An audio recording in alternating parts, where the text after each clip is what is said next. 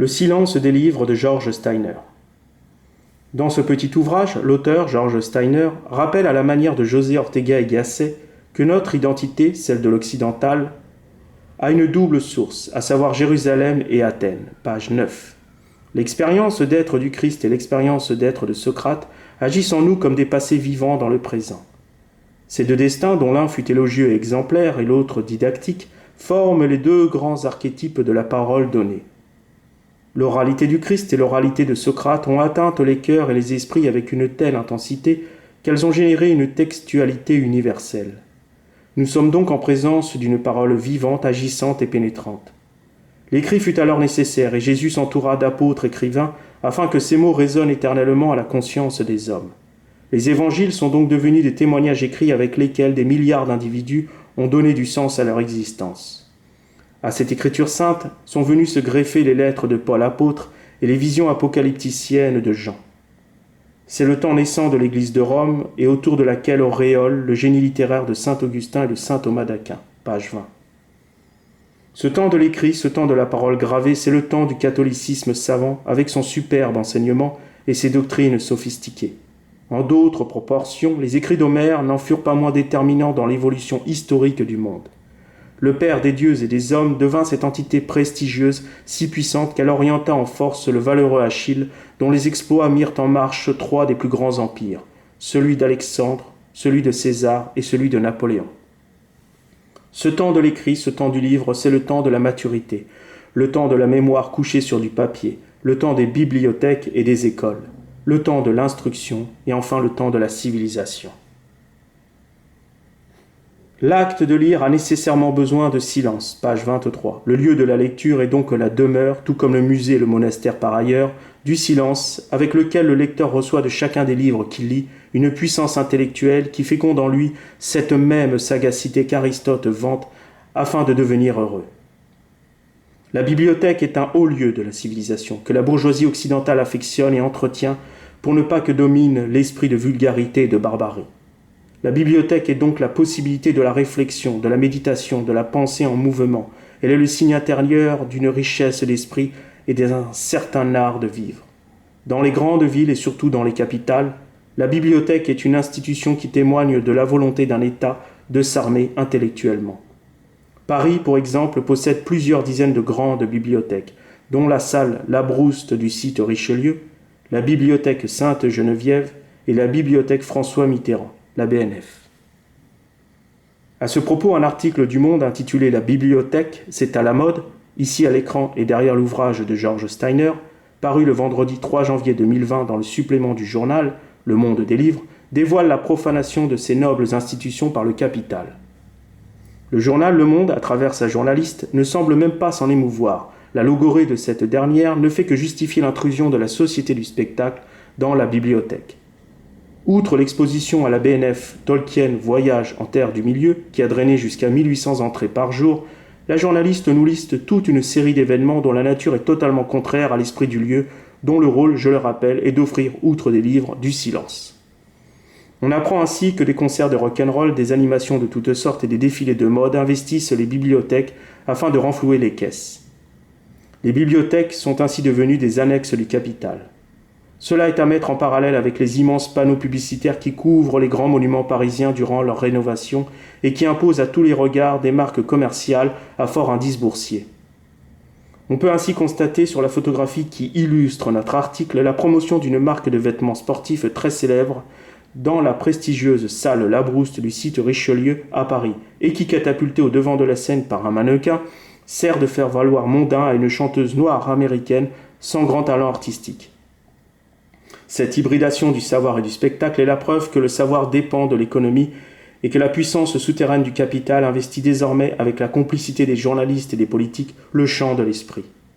La journaliste Virginia Barth nous explique même que la bibliothèque est devenue un lieu de vie multiculturel. Mais il n'échappera pas au lecteur attentif qu'ici est dissimulée la promotion du multiculturalisme. De plus, la journaliste relaie avec une certaine complaisance, à peine masquée, une analyse de Frédéric Barbier, directeur de recherche au CNRS, qui souligne le caractère élitiste des bibliothèques qui fut à l'œuvre par le passé, tout en évitant de faire remarquer la logique du marché qui aujourd'hui s'est approprié le cœur même du haut savoir.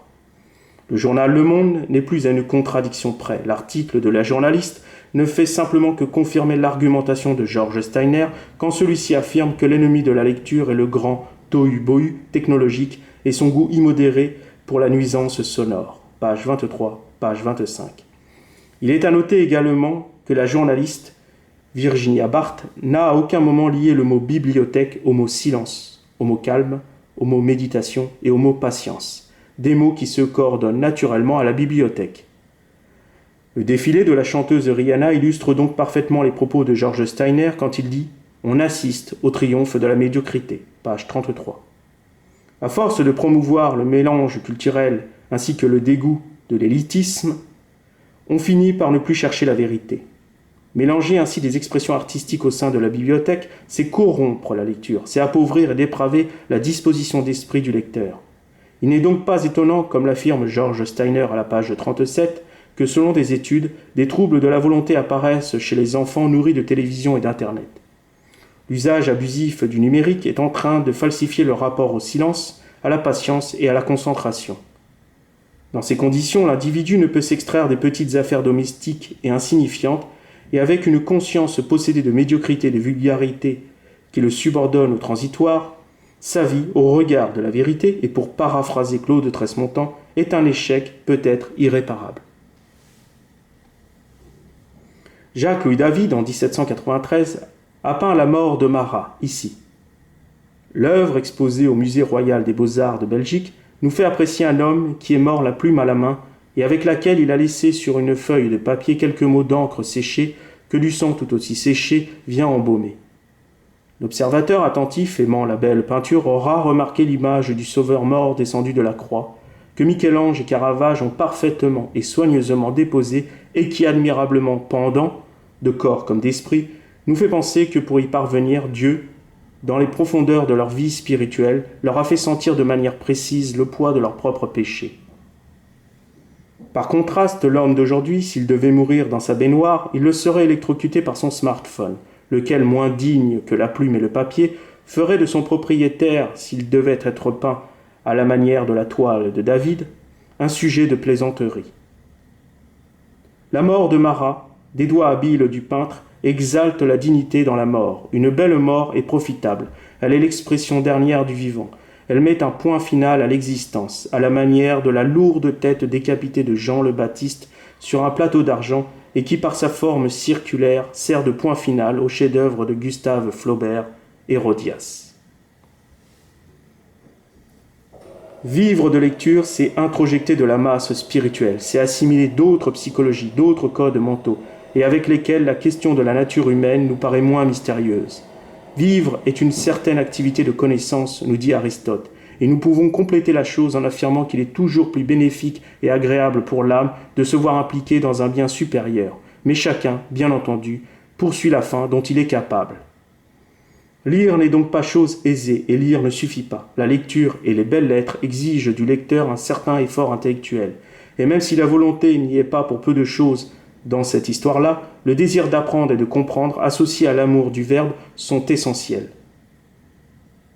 Les apôtres, qui ont admirablement relayé par écrit les paroles du Christ, dont les solides métaphores ont été, par leurs soins admirablement relevés dans les 4 évangiles, ont permis de transformer l'humanité depuis plus de 20 siècles. Les apôtres ont donc sanctuarisé l'oralité du Christ avec une incroyable simplicité et une remarquable intensité.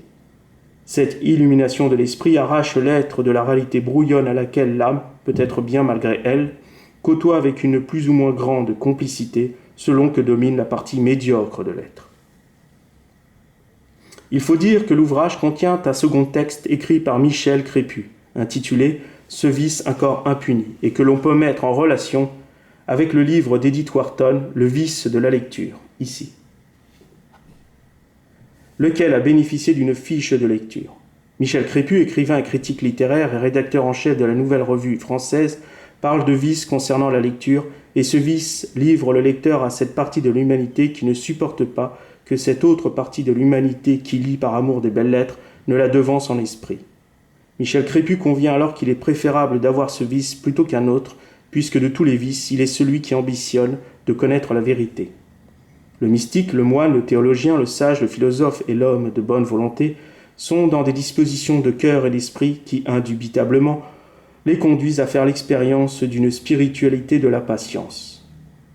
Le livre est ce médium d'intemporalité et qui, par son exemplaire le plus profane et le plus mondain, et auquel on accorde généralement un génie rarement atteint, fait de la littérature une recherche de l'expérience d'être universel dont le resplendissement lumineux du verbe mène, via l'ambition narrative du célèbre auteur-narrateur, à une esthétique de la vie par laquelle l'individu est à même, nous dit Aristote, en reprenant les propos d'Anaxagore, de contempler le ciel et l'ordre qui règne dans l'univers entier.